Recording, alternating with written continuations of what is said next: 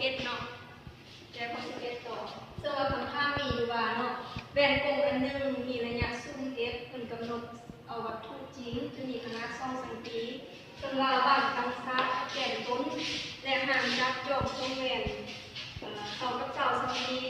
เป็นว่ามูลมีขนาดใหญ่กว่าวัตถุ3เทื่อเนาะและมีห่วงปีนกับวัตถุจงอยู่ในระยะซุ่มที่ตั้งและขนาดของมูลเนาะวันนี้เรามาแก้เลยเนาะเอาซึ่งว่าเราสิ่งที่เรามูก็คือ AB เท่ากับ2เซนติเมตรS เท่ากับ20เซนติ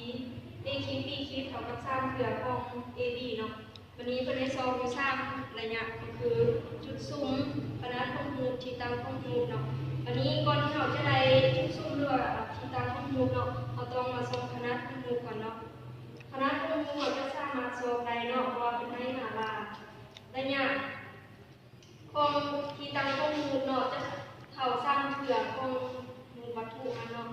ซึ่งว่ารู้แล้วว่า AB นี่เท่า2เซนติเมตรเนาะวันนี้เราต้องการ A คิด B คิดเนาะเราก็เอา3คูณ2เนาะซึ่งว่าเราจะได้ขนาดของมูลเป็น6เซนติเมตรเนาะดังนั้นวันนี้สรุปได้ว่าขนาดของมูลจะเป็น6เซนติเมตรวันนี้เราเข้าสู่ข้อเนาะก็คือสอบหาที่ตั้งของมูลเนาะซึ่งว่าเราจะสอบที่ตั้งของมูลได้ก็อีกตามสูตรเนาะซึ่งว่า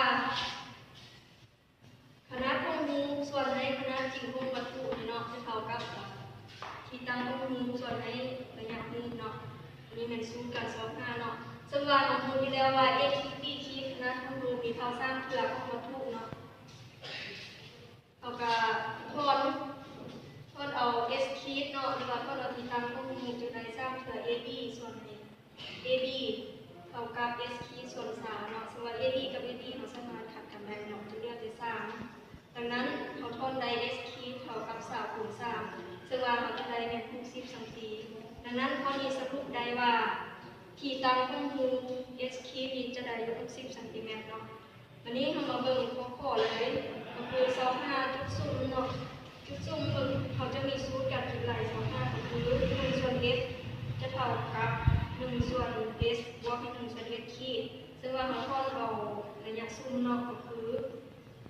S คูณ S ขีดส่วน S บวก S ขีดเนาะเราก็เขียนค่าใส่เนาะซึ่งเรารู้แล้วว่า S คูณ S ขีดแม่น60เซนติเนาะแต่ก็ส่วนให้ S ของมูลนี่เป็น3เนาะบวกให้1 S ขีดนี้แล้วเราจะได้ระยะซุ่มของมูลแม่น15เซนติดังนั้นเขาก็สรุปได้ว่าเนาะระยะซุ่มของมูลแม่นจะได้15เซนติดังนั้นการแก้ข้อ11กับจบเนาะ